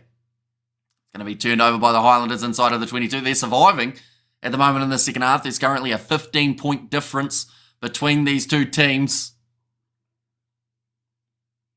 Back into the pocket to Jonah Nariki. And that one has gone into touch. And from England, aka the Middle East, Fallen Nation. Says Marco, I'm very funny. Says it's Spider Mech. Now, ball is back there for the Hurricanes again. Of course, when the Highlanders get the ball, it is normally to kick it away so that the Hurricanes cannot attack again. Looks like James O'Reilly, a little bit slow getting back up to his feet. The last thing that these two sides want are injuries. British Empire will bow to King Charles III. At least you got capital letters this time, Isaac. You're slowly improving. Now, Phil Ewan goes to the short side. Tackle low from Hurley. And that looks like another turnover there for the Highlanders. Going to the short side. Ascot goes to Tava Nawai. We've hardly mentioned that man throughout the game. I don't think they've been going to his wing in this contest. In fact, I don't think we've really mentioned Josh Morby either, but now they're going to the other wing with Geordie Barrett with a flick pass out the back to James O'Reilly. Ball on the inside to Ruben Love. Goes to Phil Ewan. He sells the dummy and doesn't find the pass yet to Morby. Now he goes to him. That might be a deliberate knockdown. We roasted, says Greg. Oh, a little bit of push and shove there. Who is that? Is that Harmon? No, it's not Harmon this time. Now Yorsay goes off to Proctor. Rayasi wants his hat-trick. He makes it look easy with the step. And he will have 3 now, Salisi Rayasi. Just broke around like it was nothing there for Salisi Rayasi. Celebrating it big time. Woohoo. Says Pads ablaze. And there as well. But nice link-up play. Geordie Barrett with that beautiful offload out the back door. It's the first points that we have seen in quite some time here. And radio lads, I got to go. Got birthday dinner for the son. Cheers, guys and gals. Cheer. Hamish brother, says Marco. So we might see you later on. Hopefully the dinner goes well for you, Marco. But yeah, enjoy. And wish your son... Well, he probably doesn't know who I am. I was about to say wish your son a happy birthday for me, but I don't know whether you told him about me. Sorry, Simran. Says that Pads ablaze. And there as well. But yeah, great finish from Rayasi. That is now the 6th try of the match for this Hurricanes team. They are having a lot of fun at the moment out there on the park. Or are they? They're checking that pass between Phil Ewan, I believe, and... Oh no, potential foul play, in fact, they are checking for. Right, they have to look at the Highlanders 12, Sam Gilbert's discipline here. So nothing to do with the try. This is to do with whether or not Gilbert is going to get himself sent to the bin. And I feel like he knows that he put in the cheap shot here.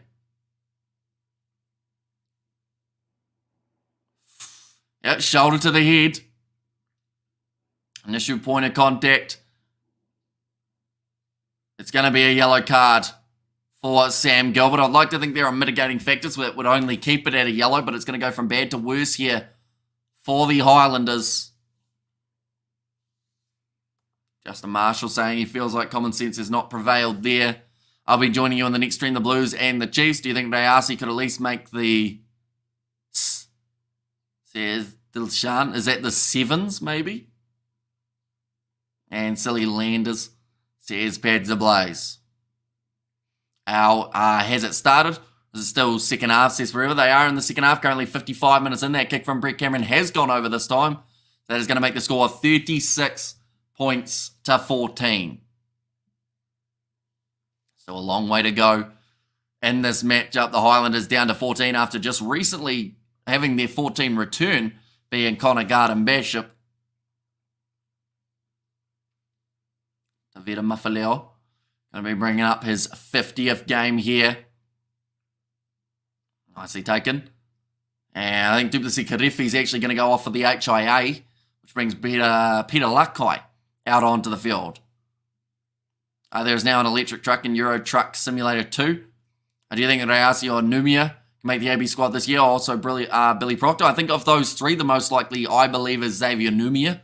I think that he's certainly done enough to be in that squad. Rayasi's had some good moments. It's just whether or not it fits the mold of what Ray's is actually looking for that wing. Because, of course, you know, you've got a few other guys in there that can play multiple positions in terms of the wing, as well as some guys can play that fullback. Whether or not they feel like Rayasi is the right player for the mould is yet to be determined. Proctor, I think, is a very solid centre option. That's going to be the knock-on from Ascot at the back there of the Highlanders scrum. They are trying. Those silly plays and cheap shots aren't helping you guys. Says Pads ablaze there. Currently 23 minutes left in this game. Looks like a bit of a limp there for Ruben Love again. His knee is still not 100%, yet they continue to make him play. And if he ends up losing or having an injury here, if they keep on making him play and then he misses the playoff games, they're going to look really dumb. Because I don't know who else they would go with at number 15 at this rate. Paul Love, he's going to get injured. Adds up to the boss, who's in and who's out, says Spider Mick. Sam Gilbert disappointed with that one. And it sounds like Xavier Numia. He's making his way from the field. Geordie Barrett's going to go into 15 by the sounds of it, with Riley Higgins taking on Geordie Barrett's 12 jersey. A little bit of a reshuffle there. Now Braden Yorsey going off the back. And he's almost into touch there, Braden Yorsey. In fact, he is. And could they listen for once, says Pads ablaze? Well, they had to. Like, at the end of the day, it's just not worth the risk, is it? If he's going to pull up lame in this game and then not be able to play in the next one, it just makes no logical sense of why you would keep him out there with the risk of injury. Now, Sky having a chase after that one, does well to regather. Highlanders have got this one available at the back for Jonah Nareki. Thought about going with the short pass, but instead does take it to ground. Scott again. Goes into Jack Taylor. Any cards used on this game, Emmy? So far, 2 yellow cards have been given. Paliafanga. Chasing after this one was Tamote Tavatavanawa. Nice take by Barrett. Under the high ball at fullback and already getting a little bit of action. James O'Reilly has the option on the inside of Lakai, but it goes on the outside to Proctor now with a chip and chase. Foot race. Salisi Rayasi not able to get it. Great work from Hurley, but great intent shown from Peter Lakai. He's forced the ball down and it's going to be a 5-metre scrum now for the Hurricanes. Great chance for Braden Yossi to get himself a try here. But just counter-attacking at its best from the Hurricanes. What does the New Zealand population think about Razor's playing style? Play for the All Blacks as either type have a strategy and then fit in the best players or vice versa? No idea, to be honest. Like, we've seen him always have a strong side with the Crusaders, so, you know, he's going to be able to rebuild this team exactly how he wants it to look, and yes, there's going to be times that he gets it wrong and times that it works. But yeah, it will be a very interesting one See what does end up happening. Found a shop that sells premium Siggy 20s for $18. Pretty good considering the size on a pack. 20s is $26. Says Fluffy. Go on Yossi. Make Kaya Toa proud. Or Kia Toa, sorry. Rather than Kaya Toa. And also, what do you think of... Oh, think a rugby fan game. Veteran ABs versus the All Blacks.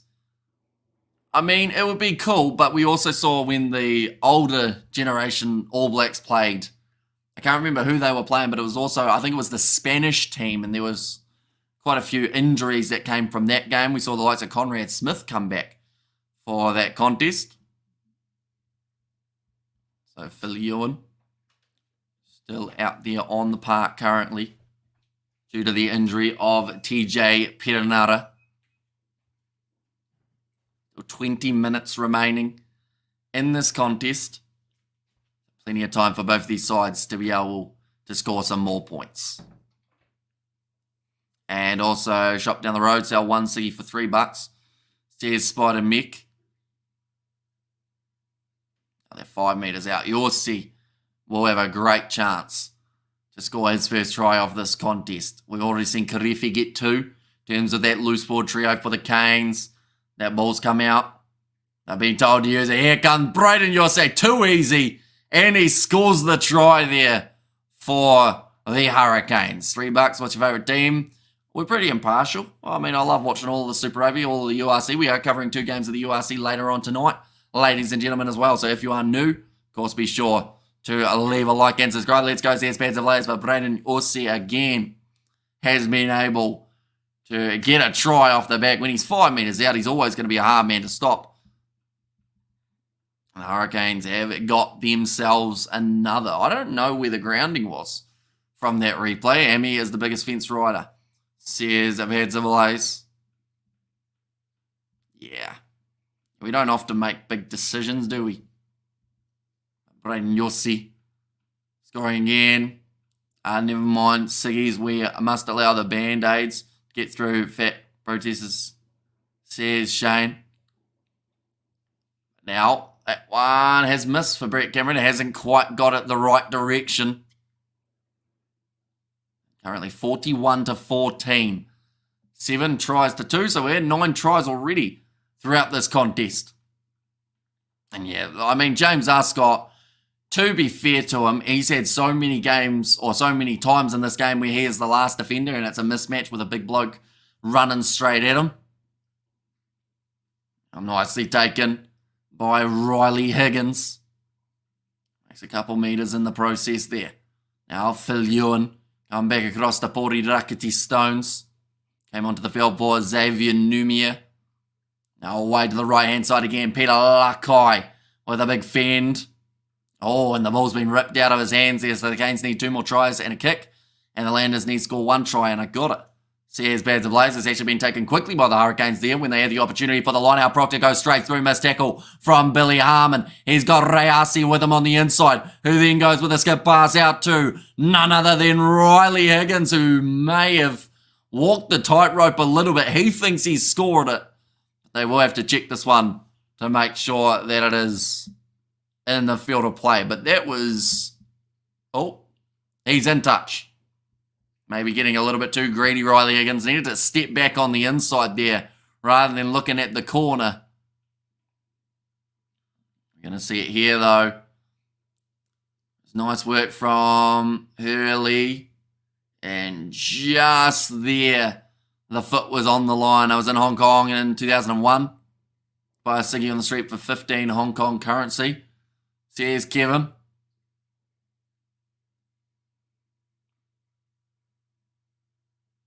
It's a free kick for the Hurricanes. Dad was a bodyguard for Jonah Lomu. I'm surprised Jonah Lomu needed a bodyguard. I didn't see much of Braden Enor, the Goodhue this year. Are they injured or playing overseas? I think one of them's playing overseas and the other's injured. I can't remember which one. I think Goodhue's gone overseas, whereas I think Enor was injured. I think. I could be wrong there. They might actually just both be injured. Billy Proctor, great run from him. And then add the ball to Salisi Reasi on the inside. And then for the corner, great finish. Almost for Riley Higgins. Yep, you are right, says Bads Ablaze. I played golf with Jonah once at Hawaii Nui Wamata Golf Club. Says Fluffy. Now 15 minutes left. That one's gone down again in the front rows. It's happened quite a bit throughout this contest at this point. This is given 2015 flashbacks. Canes pumped the Landers by 50 in the last week of the regular season. Played the Landers again in the final and lost. And that's the thing. That is the last time the Highlanders were actually able to beat the Hurricanes. Right. They're talking about the last two games and that there is quite a bit on the line for these sides. Super Saturday, as they have nicknamed it. The next game that we are covering, though, is the Chiefs versus the Blues. That one is going to be taking place at 7:05. We are starting our stream at 7 for that one.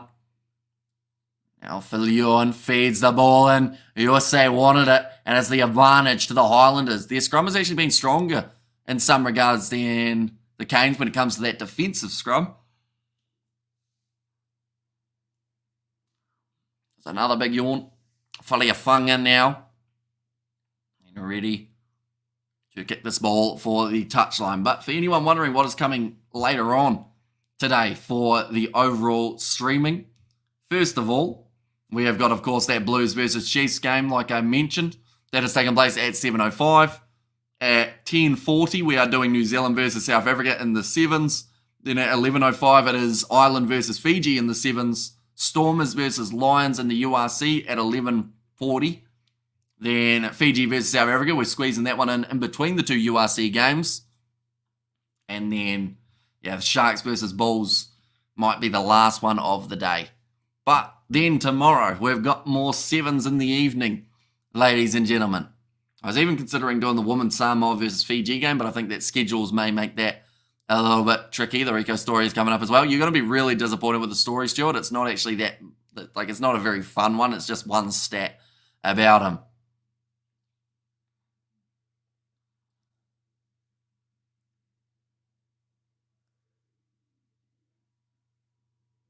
All right, TJ just saying that his knee is not too bad, is the comment there.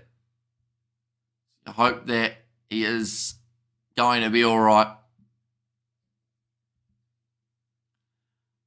Now, sitting 30 metres out. That one's gone down straight away for the front.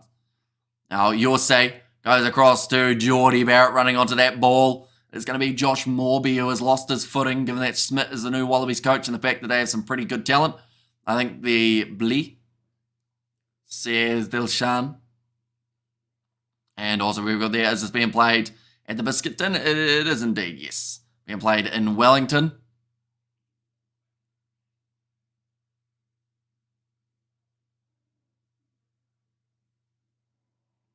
I think we just heard the nicknames, Doobs and Sass. I think that's Duplessis Karifi as well as Salisi Reasi. Geordie Barrett kicking this one towards the touchline as the Hurricanes look to continue piling on the pressure. Just saying that if there's the opportunity to go for it, they will. Our boys lost to Fiji last second by 1 or 2 points, I believe. They certainly did. And then South Africa had the same fate up against Ireland that they ended up losing in the final moment. So that group is closer than any other, which is why, of course, we want to be able to cover as much of it as we can. And 24.42 in New Zealand dollars. So here's Robert. That one's going to be thrown in. Balin O'Sullivan, I should say, on the field for Billy Proctor.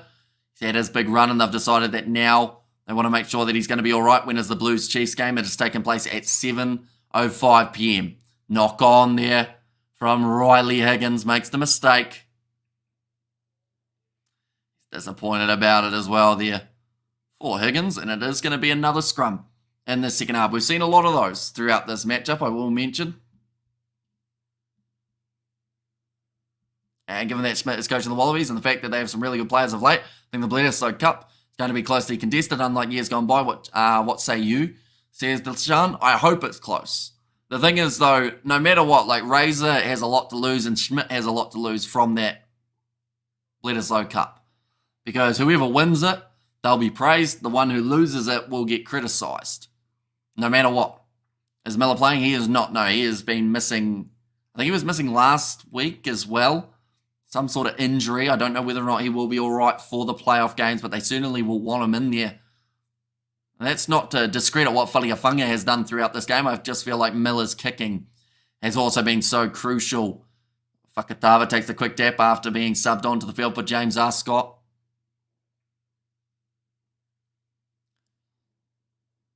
Doesn't look happy with the kick there, Fakatava, although he made a pretty decent amount of distance of it. I got to go, but I will be back. Says Greg. And see ya, says Greg, so we will see you later. Of course, next game, like I mentioned, Blues versus Chiefs, followed by some Sevens and some URC, all taking place today, and all being covered on the channel. Nicely taken by Devon Flanders. Now Phil Ewan going across, short ball from Cameron to Balin Sullivan. Some of these guys who have made their way off the bench, of course, they want to try and finish this game well. Barrett goes for the grubber and behind, once again just playing the territory game, making the Highlanders have to kick this one into touch, and they get a good territory gain there. They'll be about 15 metres out from the Highlanders line. Just under the 10 minutes remaining in this contest, ladies and gentlemen.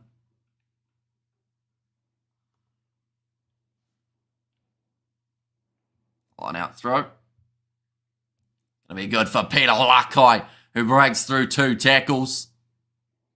10 metres out. Phil Ewan looking to the short side. Gets it away to Sangster. And my dad has been a bodyguard. Mike Tyson, Mick Dundee, Shane Warne, plus Still Kiley, and David and Victoria Beckham and Derek Trotter. Says Jake Cartwright. And also, I better start making dinner or I'll get the bash. Says a Fluffy. A nice run forward. And that ball is going to go down again.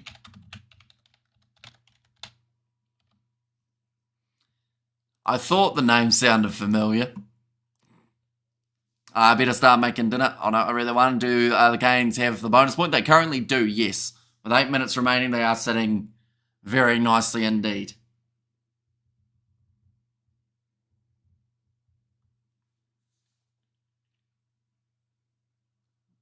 They're going to be 10 metres out. Looks like there's a bit of an injury here for Sam Gilbert, who just recently made his way back out onto the field. The discipline has been hurting the Highlanders badly in this game. They've had 2 yellow cards, one for Connor Garden-Bishop, one for Sam Gilbert, and the worst thing is both of them could have been avoided.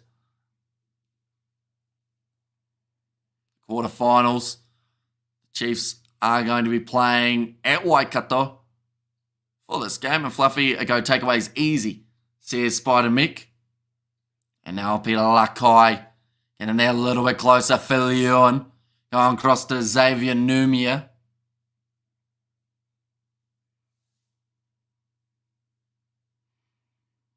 Now Pauri Duckety Stones. Lakai going back across to Balin Sullivan. He's going to be just short. He tried to reach out, and I believe he's knocked the ball on in the process. Went for the glory. They might even check this one.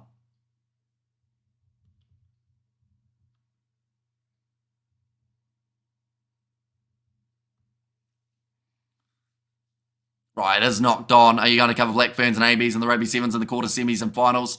Just asking nicely. We are hoping to. Of course, with all the overlaps that we've got at the moment, it's made it a little bit tricky to be able to cover as many of those games as we normally would like to. But on Monday, when those finals are taking place, there will be no overlap, so we will be completely fine for those ones. Asamoah back from his injury. He is. He did play a very good first half, got a couple try assists for himself, didn't score. But now off to the right-hand side, Geordie Barrett runs straight at Saula Ma'u. Oh, you'll see. Already has 1 try in this matchup. Phil Ewan going back across to Cameron. Peter Lakai. Now Mafaleo and behind to Cameron. Doesn't seem like the Hurricanes are done attacking as of yet. They've still got another opportunity to be able to score themselves another try. Yes, Alisi Reasi, taken by Tamoti Tavatava, who the Hurricanes have done extremely well to shut out of this game completely. He's hardly had the ball. Peter Luckeye thought about the offload. He was still in the process of being tackled by Billy Harmon. I believe that turnover from Fabian Holland is good. So Ruben Love having a good game. I mean, he did what he had to, and then his knee started playing up again, so they did take him off the field. Big kick from Max Hicks downfield.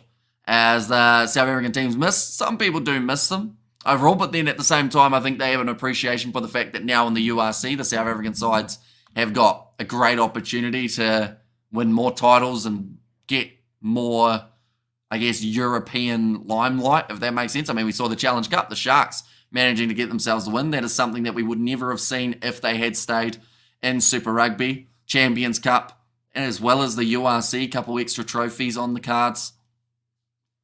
And they're pretty competitive overall, South African sides in the URC. So I feel like it was a good move for them in the end. Filiuan now back across to Cameron. Goes to Barrett inside ball to Reasi. Tries to pin his ears back. He's got about 3 players on him at the moment. Peter Luckeye going to the left-hand side again. Not worth risking Ruben Love. Looked like he was buggered a few weeks ago. Yeah, and yet they continued to play him, and they did risk him in this game, which I wasn't sure if it was a good idea. Now Tavatava has knocked that ball on. A little bit messy out there on the field at the moment, but we're going to get another scrum. We've had plenty of those throughout this game. The Hurricanes, they have also got their quarterfinal.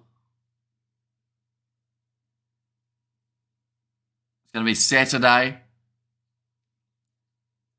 But the tickets will be on sale June 3rd for that Hurricanes game. What do you call the Super Trophy, Hamish? The Super Rugby Trophy. How's your weather there, Hamish? Ours is great. No wind, no rain. Temperature is 12 degrees Celsius. Yeah, ours is, okay, I can't actually see what the temperature is. I think we're about maybe, I want to say 9 degrees, maybe, somewhere around there. But also alongside that, it is currently very windy. They play the Rebels, says Ed Smith. Not necessarily. There is still a change that can happen here, ladies and gentlemen, because theoretically, if they win this game, but the Blues win their game up against the Chiefs with a bonus point, then we are still in the situation of the Blues would actually be the side that do end up playing the Rebels, and the Hurricanes will play the Fijian draw. That is another penalty. This time going the way of the Highlanders.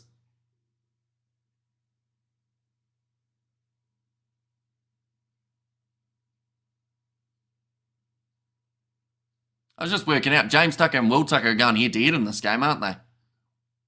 Doing a bit of the maths. Now kicking for the corner, or kicking for the 22. In this case, they still have a little bit of ground to gain here with 3.5 minutes remaining in this half here. Next game, like I mentioned, is going to be a big one. When we do see two sides go head-to-head. And the Blues and the Chiefs, very windy here, plus rain coming in later on tonight. And I think there was a little bit of rain earlier on in this game as well. Jack Taylor throws it in, well claimed by the Highlanders. It's the Hurricanes. These kits are very similar. They've both got the yellow strip on them. It was actually a stolen line out. I have a feeling, Hammy, that the Bledisloe Cup is in jeopardy. Schmidt's at the helm. And a bit warmer, though, sitting at 15.6. Says Abadza is going to be kicked high by Filiuan. Nicely claimed by Hurley, who smashed in the tackle by Riley Higgins. Now a little chip in behind for Jacob Ratamatabuki Nepkins. Breaking through is Justin Sangster. Now kicked him behind again. Filiuan looking for that territory gain, and they will get it again, and that is going to be a 50-22 here for the Hurricanes. Just to put a little bit more insult to injury there. Kick him behind from Filiuan. Recognised that there was a gap in behind that he could try and boot that ball into. And now the Hurricanes. One last chance, although 2.5 minutes left. There's probably still time. 2.5 minutes to try and score at least one try. They get one, and then still a little bit of time left. Maybe the 50 could still be on the cards. I don't think it will be, though. It's going to be a similar scoreline to what we saw between the Blues and the Highlanders when they played off Newlands Cup and Bledisloe could be 1-1 this year, eventually turn into a 3-game series. I still believe it should be 3 games. I don't know why they made it 2. I think it was because of the international time window, but at the end of the day, it should be 3, shouldn't it, for the Bledisloe? Because or else then, like you mentioned, you kind of end up in that scenario of if it's 1-1, no one really wins. Like, yes, the team who has it retains, but it doesn't really give you that ending to the comp that you want to see. It's like the November internationals that we're going to see where 2 sides play each other twice. And then, like, if it's 1-1, you don't really get any sort of indication of who would have won the third one.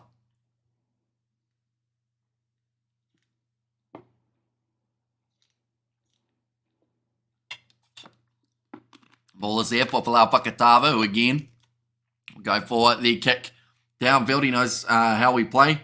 Use it to the advantage. Says Spider Mech. Now Barrett. Oh, he's taken out a little bit late there by the looks of that. Might have been an accident though, so it is going to be play on. Paliafanga tried the little chip in behind. It came off the side of his boot, so it goes straight back into the hands of the Hurricanes again. They are on the halfway line. Salisi Reasi goes to Cameron. He's looking for the kick in behind. It won't be a 50-22, but it will once again frustrate the Highlanders, who are having to play a majority of this game from inside of their own half. Kicked in behind from Jacob Ratamaitavuki Nepkins. Taken on the halfway line by Morby. Ball is there. Counter ruck coming from Yosei. They flicked it out the back for the Highlanders. Now Pakatava, the ball almost drifting in the breeze. Gets it away to Tom Sanders. Still 25 seconds remaining. I know that the Highlanders would not like to end this game without another try. Here's Jacob Ratamaitavuki Nepkins. He's got Hurley with him. Doesn't use him as of yet though. And the penalty goes the way of the Hurricanes. A little bit greedy from Ratamaitavuki Nepkins. Ends up costing the Landers the ball there. Right, they're going to tap it and then kick it out, and that is exactly what the Hurricanes will do. They have won this game 41 points to 14. So they are at the moment sitting in first, but that can change depending on the Blues versus Chiefs result, which will be happening in only 38 minutes time. But I do thank you all very much for tuning in. If you did enjoy, be sure to leave a like and subscribe. Like I said, we will be back for that next Super Rugby game. We will see you all for the next one.